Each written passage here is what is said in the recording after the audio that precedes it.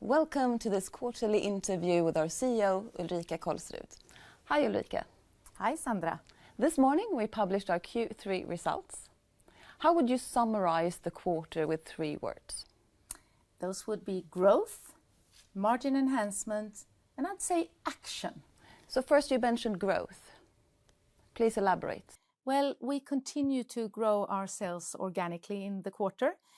Price, volume, and mix all contributed to the 0.9% organic growth, with price being the most significant contributor. And what I think was especially pleasing to see was that we continue to grow very nicely in our strategic categories and segments like incontinence care, feminine care, wound care, and also in the strategic products that we have in professional hygiene. And the second word was margin enhancement. Yes. Why margin enhancement? Well, once again, we delivered record high gross profit margins thanks to higher volumes, better pricing, and also lower COGS. And thanks to excellent cost control, this flowed through to the bottom line. So thanks to that, we delivered 14.6% in profit margin, strengthening the profit margin, and also a result of 5 billion SEK, over 5 billion SEK in the quarter. And thirdly, you mentioned action. Please tell me. Well, I'm then referring to that the actions that we took last quarter have paid off. One thing was that we had in incontinence care, healthcare, and in baby, as well as in professional hygiene, we were declining last quarter, and we have improved in all of those 3 areas, and our volumes are sequentially improving in all 3 of those areas. Also, the call to action that we took in July, pulling the brakes on our SG&A cost development, has had very good results, and that is exactly what we saw now in strengthening our profit margin to 14.6%.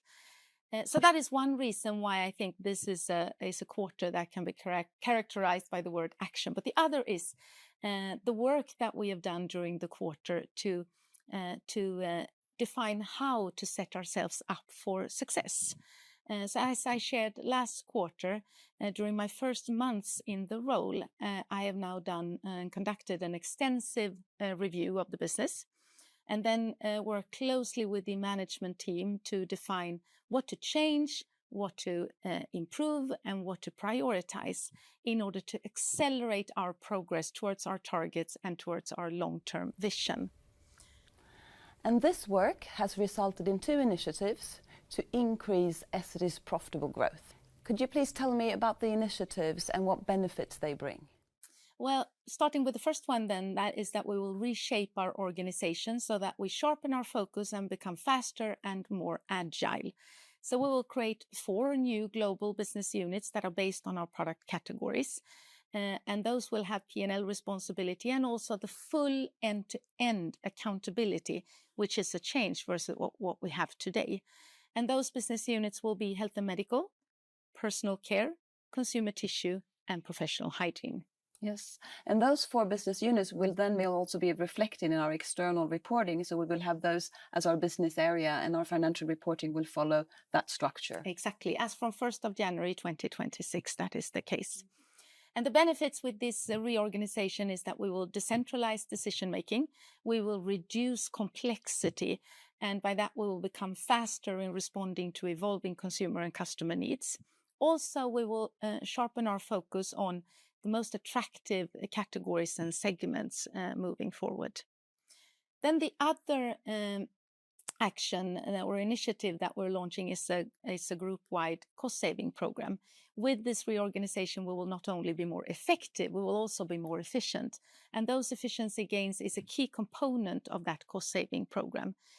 We expect a saving of 1 billion SEK in run rate with full effect by end of 2026.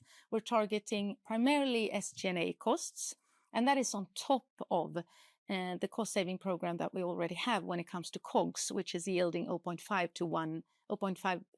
to 1 billion SEK as well. A&P is excluded. Quite the contrary, actually. It's important that we at least maintain our A&P and R&D investments to continue to fuel growth. And the savings that we generate will primarily be reinvested in accelerating profitable growth. So invested in our high-yielding areas, where we also have a proven track record of high return on investments.